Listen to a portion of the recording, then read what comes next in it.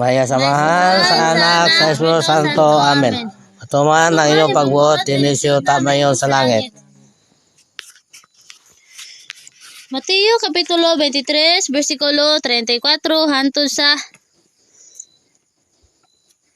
36. Tungod dinhi padadaan ko kamog mga propeta ug mga makinaadmanon ug mga eskriba ug nga ang uban kanila inyong pagapatyon o gigalangson sa krus o ang uban inyong paghahampakon sa sulod sa inyong mga sinagoga o inyong pagalutuson gikan sa usa kalungsod ngadto sa usa aron nga diha kaninyo pagapanilingon ang tanang dugo sa mga matarong nga naula sa ibabaw sa yuta sukad pa sa dugo ni Abel nga matarong hanto sa dugo ni Zacarias nga anak ni Barakias nga inyong gipatay diha sa kinatung-an sa templo ug sa halalan.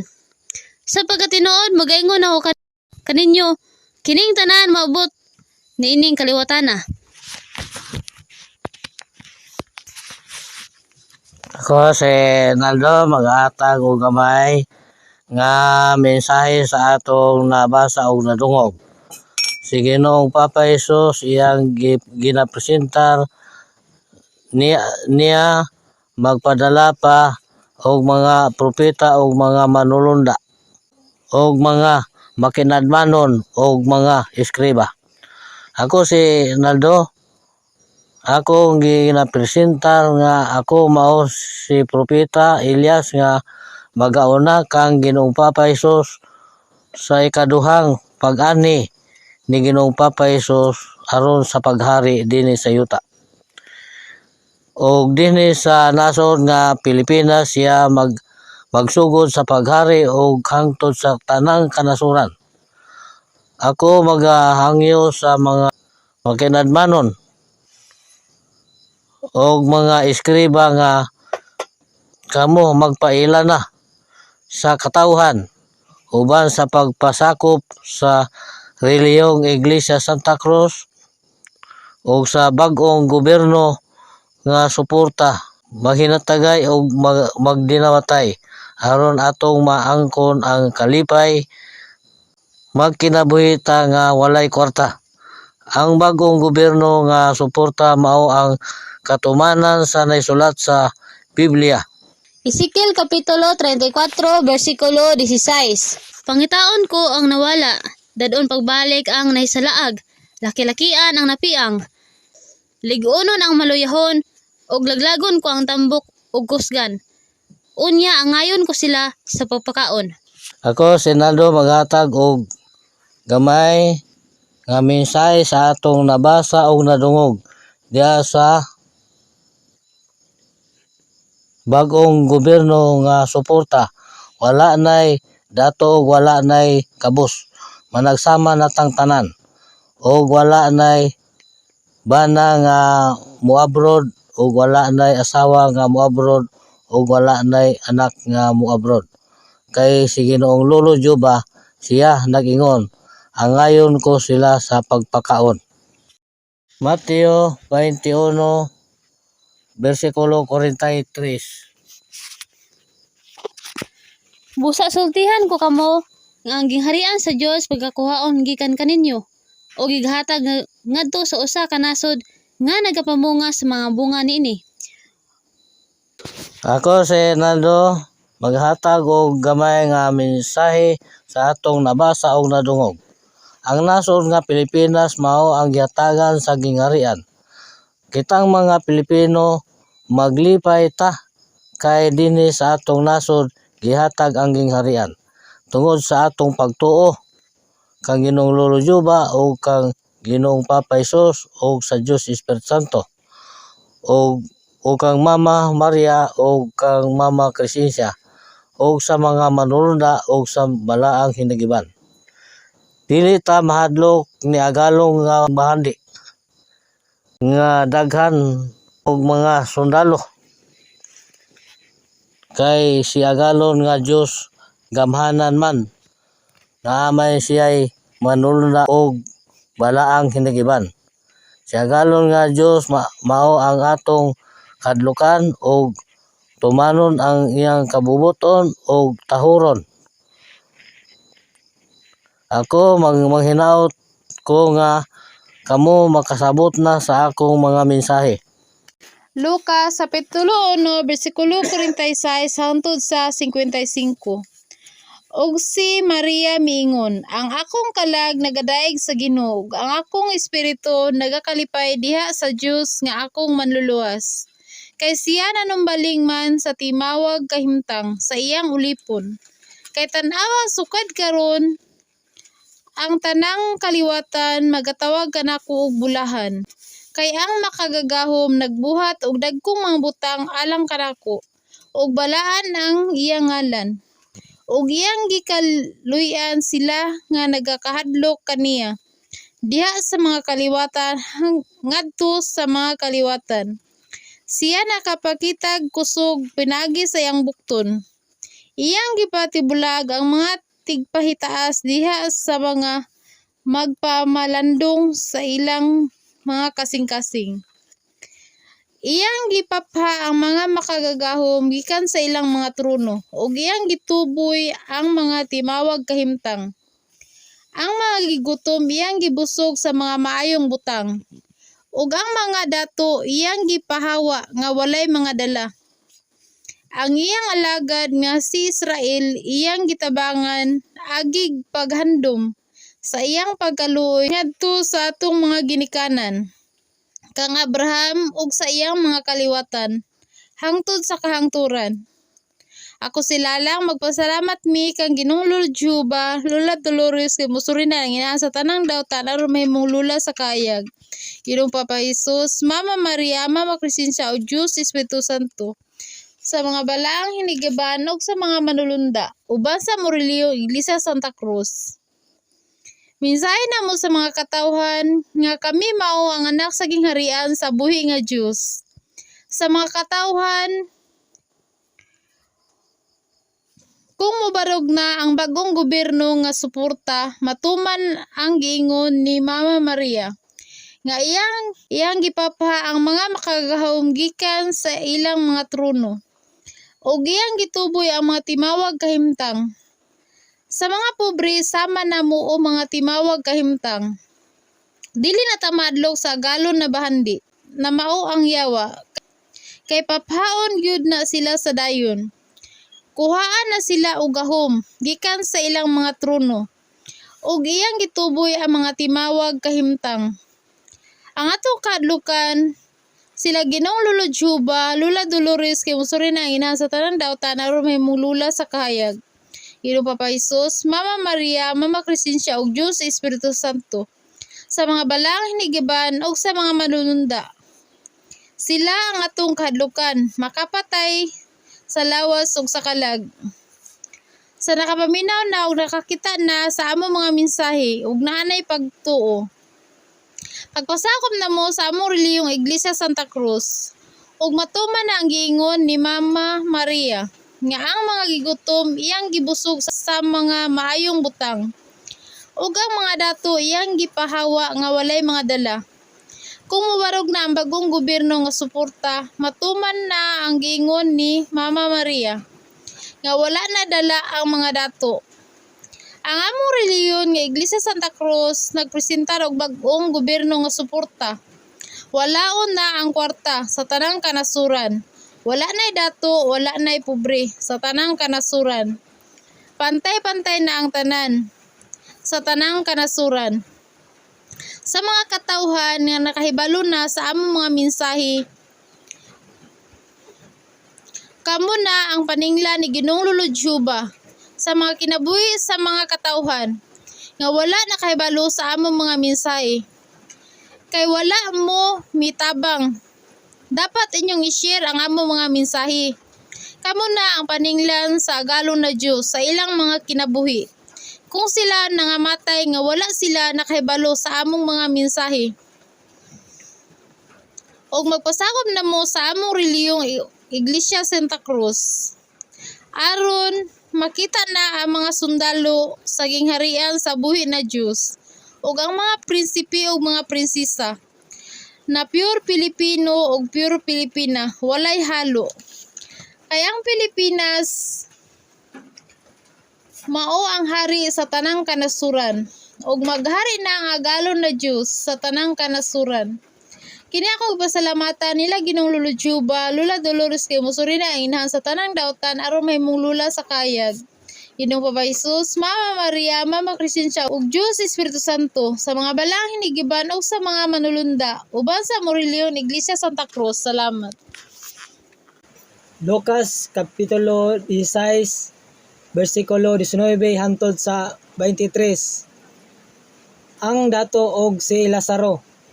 Diay usa ka taong dato nga nagsapot og purpura og lino nga manipis og nagkaon sa makabuhong nga pagkaon nga matag adlaw og sagwa sa iyang pultahan ipalubog ang usa ka taong kabos nga nginganlan si Lazaro nga nalukop sa kabaho og gipangandoy ni Lazaro nga mabusog unta siya sa mga mumho nga nagatagak gikan sa lamisa sa taong dato. Og labot pa ang mga iro nagpanuol kaniya og ilang gitilapan ang iyang kabahong. Og ang taong kabos namatay og gidala sa mga manulunda ngadto sa sabakan ni Abraham. Unya ang taong dato namatay usab og gilubong og dito sa Hades sa nagantos siya sa mga kasakit, giyahat niya ang iyang mga mata og iyang nakita si Abraham didto sa halayo og si Lazaro diya sa iyang sabakan. Ako si Sinagote. Ako magpasalamat ni Ginoong Lolo Juba, Ginoong Papa Jesus, sa Diyos Espiritu Santo ug sa atong inahan nga langit nun nga mao si Mama Maria o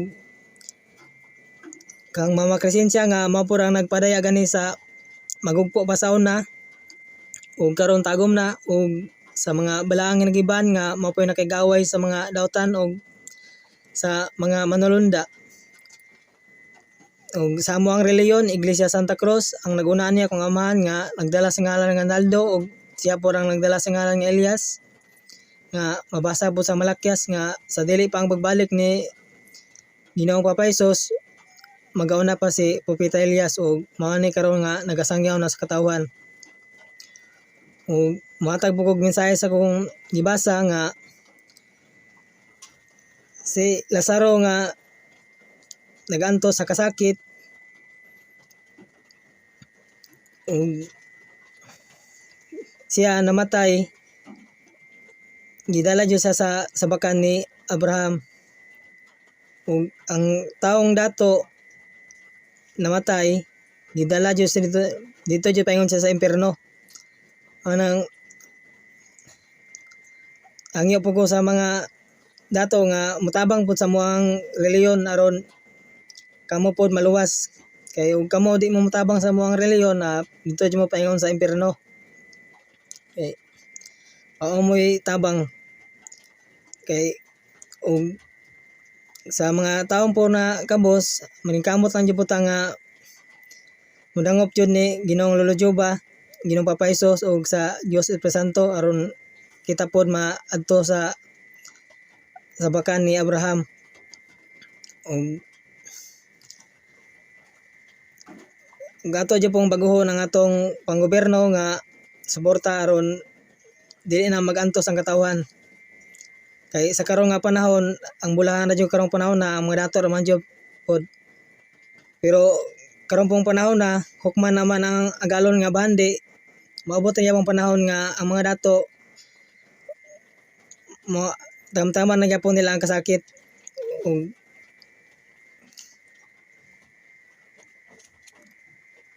mao nang ato na yung baguhon ang atong panggobyerno kay makita na jud sa mga kanasuran nga gipangkastigo na jud ni Ginoong Lolo Juba.